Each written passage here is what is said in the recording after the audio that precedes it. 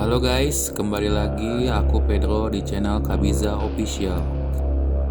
Kali ini aku pengen bahas kasus pembunuhan yang dilakukan oleh seorang wanita kepada lelaki lansia dengan cara memenggal kepalanya. Gimana kronologisnya? Mari kita cerita.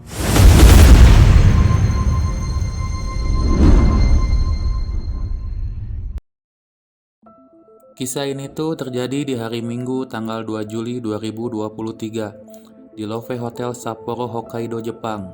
Sebelumnya aku pengen kasih info dulu ya buat teman-teman. Jadi menurut info yang udah aku dapat, latar belakang si Love Hotel ini tuh semacam lokalisasi yang dikhususkan untuk orang-orang nikmatin hasrat seksualnya. Di sana juga banyak banget klub hiburan malam dan penari striptisnya. Jadi peristiwa ini tuh berawal ketika si pihak kepolisian ini pertama kali dapat kabar telepon dari si pegawai hotel. Dia bilang, di hotel itu tuh ada mayat seorang kakek tanpa kepala dan busana sehelai pun. Dari situ polisi langsung datang ke TKP yang emang bener aja di sana udah terbujur kaku jasad seorang lelaki lansia berusia 62 tahun. Yang diketahui bernama Hitoshi Ura. Dia ditemukan berada di bak kamar mandi hotel. Polisi pun langsung mengamankan TKP, barang bukti yang ada, serta saksi-saksi terkait untuk proses investigasi. Dilansir dari Kyodo News, seorang wanita bernama Runa 29 tahun dan korban ini terlihat memasuki hotel di hari Sabtu jam 11 malam. Lalu nggak lama si Runa ini tuh keluar hotel di hari Minggu jam 2 pagi.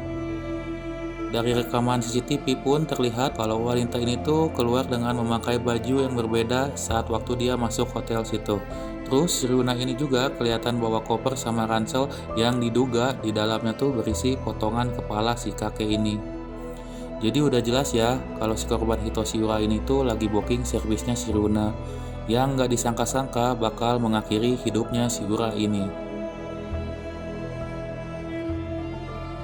Berdasarkan identifikasi kepolisian, korban diduga mengalami shock hemoragik akibat pendarahan luka tusuk saat kepalanya dipotong dengan senjata tajam. Buat teman-teman yang belum tahu, shock hemoragik itu adalah suatu kondisi di mana seseorang kehilangan volume intravaskular secara cepat dan signifikan akibat perdarahan, yang menyebabkan suplai oksigen dan nutrisi ke jaringan itu berhenti. Setelah polisi ngumpulin semua bukti yang ada, ternyata si Runa ini tuh sempat diantar oleh bapaknya yang bernama Osamu Tamura, 59 tahun, yang merupakan seorang dokter psikiater. Jadi bapaknya tuh nganter dan jemput si Runa ini sambil bawa koper yang isinya kepala si kakek ini, yang mana mereka bawa ke rumah biar menghindari identifikasi pihak kepolisian. Setelah 2 hari melakukan investigasi, akhirnya polisi pun menangkap si Runa dan bapaknya ini di hari Selasa di rumahnya, yang mana si ibunya pun ikut diperiksa, ya karena diduga bersekongkol di dalam kasus ini ya. Tapi sampai sekarang aku nyari-nyari gak nemuin motif dari si Runa ini, karena polisi juga masih nyelidikin motifnya dan menolak membeberkan hubungan pelaku dengan korbannya. Namun ada beberapa dugaan yang berasal dari tetangga si Runa kalau si Runa ini tuh punya gangguan kejiwaan yang mana dia tuh mengalami kesulitan bersekolah dan selalu menyendiri sejak kecil. Tapi kuat dugaan juga si Runa sama bapaknya tuh ngebunuh si Ura ini ya karena perampokan. Terlepas dari itu, kita tunggu aja kelanjutannya kayak gimana. Kasus ini cukup buat gempar warga sekitar dan gak nyangka aja bisa-bisanya orang tua mereka sekongkol sama anaknya buat ngebunuh.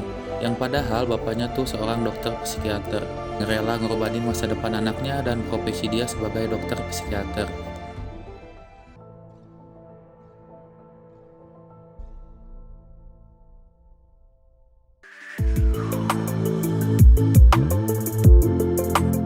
Pelajaran dari kisah ini, kita sebisa mungkin hindarilah tempat-tempat yang identik dengan hukum dan kriminal. Cukup sampai sini dulu pembahasan kasus kali ini ya. Kalau menurut kalian video seperti ini kalian minatin, tolong bantu support ya channel aku dengan cara like, komen, dan subscribe biar aku bisa terus bahas kasus-kasus yang seperti ini. Sekali lagi terima kasih udah klik video ini.